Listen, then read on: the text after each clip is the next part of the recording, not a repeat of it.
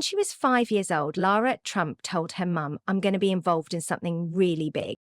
"That's nice, sweetie," her mum, Linda, replied. On January 20, Lara, now 42, will be on the steps of the US Capitol to watch her father-in-law, Donald Trump, take the presidential oath a second time. She'll do so as a former co-chair of the RNC, and she hinted to the Post, possibly in a high-profile new role. "I'm excited to share something that will be very forward-facing and allow me to amplify the accomplishments of the incoming Trump administration in the next couple of weeks," she explained. In fact, Lara said she is the embodiment of why women should feel they can trust the incoming president. "This is a man who cares about women," Lara told the Post in an exclusive interview.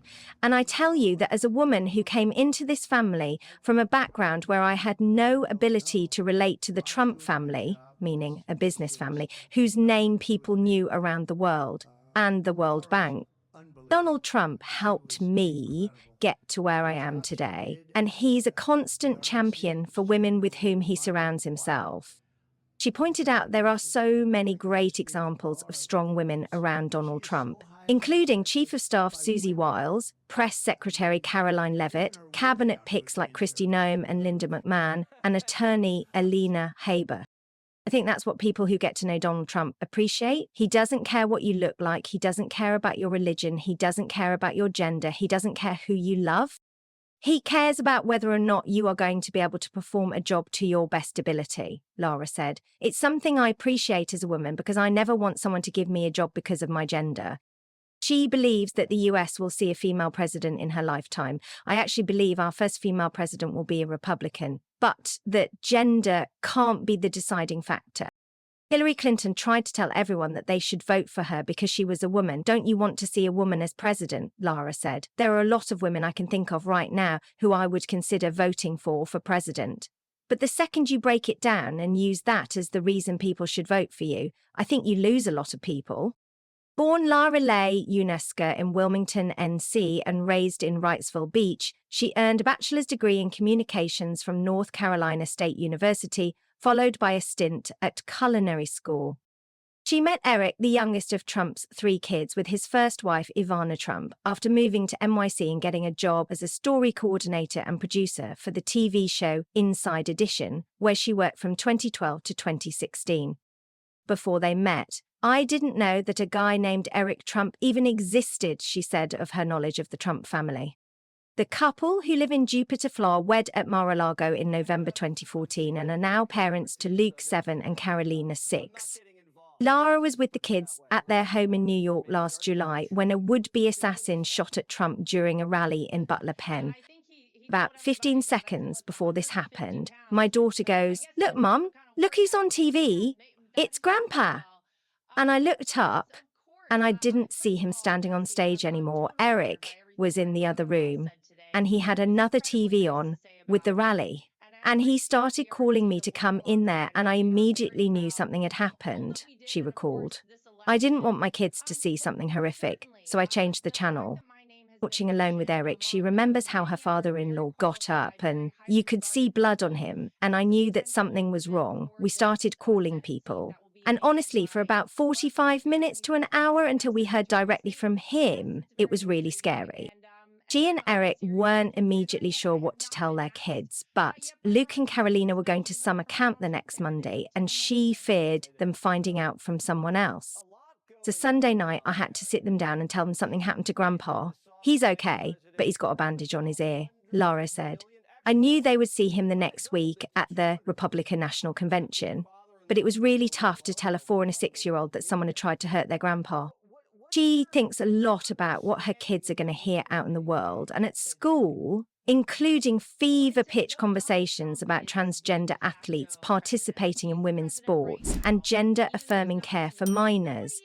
"As a mum, I can tell you it's something that I consider a lot. My kids are very young, but it starts very early, the way that this creeps into the culture," she said. "It's very frightening to think that kids can just show up from school one day and say, 'I actually think I'm a different gender and I want to take these drugs that could prevent you from having a family of your own one day.' That's a really scary prospect, I think, to a lot of parents out there. And certainly, this is something that Donald Trump cares about. Now, look, when you're 18 and you are an adult and have the ability to make your own decisions, I don't think anybody really cares, she added. We want a happy society. Even though she lives in Florida now, Lara said she also thinks a lot about what's going on with her former home, New York City. I used to take the subway all the time, even by the way, while I had Secret Service during my father-in-law's first administration. But I think what's become so frightening now is that we have a huge issue with people who are not being punished for committing crimes. Americans just want the right thing to happen. They want to feel safe in their communities. They want to feel safe commuting to work or taking their kids around New York City or wherever it is that they live, Lara said. You go to these beautiful cities like San Francisco and you see the homelessness crisis, the drug crisis, the open air drug use, the way people are literally like defecating on the street corners. And instead of helping these people, we'll have these massive meetings with Black Lives Matter. And I always say to the other committees at Columbia afterwards, we will allow you. She knows that not everyone agrees with her or with her father-in-law. After all, she lost friends during his first administration. I don't think any of us anticipated the backlash, she admitted. People who had been friends forever suddenly coming out and saying horrible things about my father-in-law, the family. It was very tough. It's why, she said, her sister and brother-in-law, Ivanka and Jared Kushner, won't be part of the Trump administration this time round. Jared and Ivanka obviously were very, very much involved during the first term, and it was really tough on them. Every time we saw them, that was the constant. It was tough on them. It was tough on their family, Lara said. I think they actually did some really incredible things for which they may never get credit, but they definitely deserve some. The lessons the Trump family learned from Donald's first time in office, added, help them figure out who to trust and who is just kissing up.